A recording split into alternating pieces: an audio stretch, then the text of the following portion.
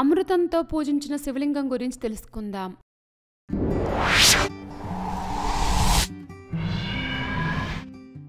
అమృత ఘటేశ్వరర్ అభిరామి ఆలయం. ఈ ఆలయం తమిళనాడులోని మైలాడుతురైకి తూర్పున 21 కిలోమీటర్ల దూరంలో ఉన్న శివాలయం.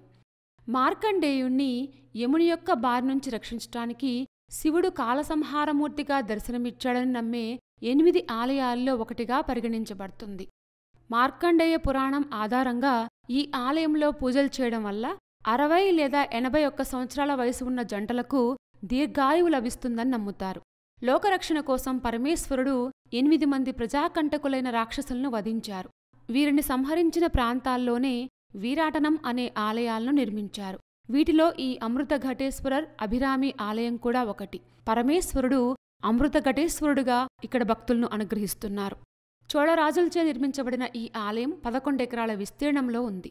ఈ ఆలయ ప్రాంగణంలో పలు గోపురాలు, మంటపాలు, అనేక కళారీతులు కనువిందు చేస్తుంటాయి.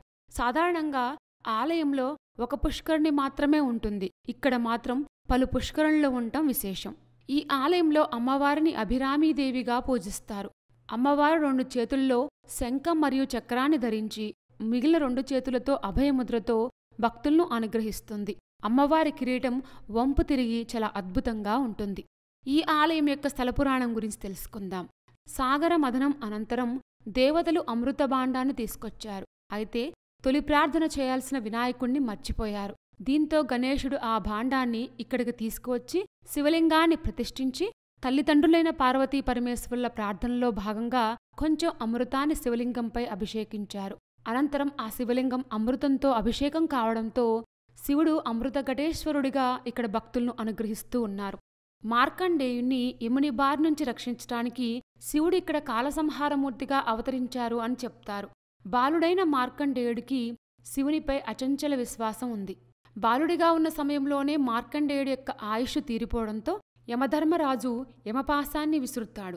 మార్కండేయుడు అమృత ఘటలింగాన్ని పట్టుకోగా శివుడు యమపాశాన్ని వేయవద్దని యముణ్ణి ఆదేశిస్తారు. అయితే యముడు తన మొండితనంతో పాశం విసరగా భక్తజనబాంధవుడు రౌద్రంగా మారి యముణ్ణి పాదాలతో తొక్కిపెడతాడు. అనంతరం యముడి అభ్యర్థనతో వదిలేస్తారు. మార్కండేయుణ్ణి చిరంజీవిగా జీవించాలని శివుడు వరాన్నిస్తారు. గర్భాలయానికి సమీపంలో మార్కండేయ రక్షకుడైన కాలసంహారమూర్తికి ప్రత్యేక మందిరం ఉంది. ఈ అద్భుతమైన ఆలయం చెన్నై నుంచి దక్షిణంగా 800 కిలోమీటర్లు, కరైకాలకు 15 కిలోమీటర్ల దూరంలో ఉంటుంది. అమృతంతో పూజించిన శివలింగం చాలా ఇంట్రెస్టింగ్గా ఉంది కదూ.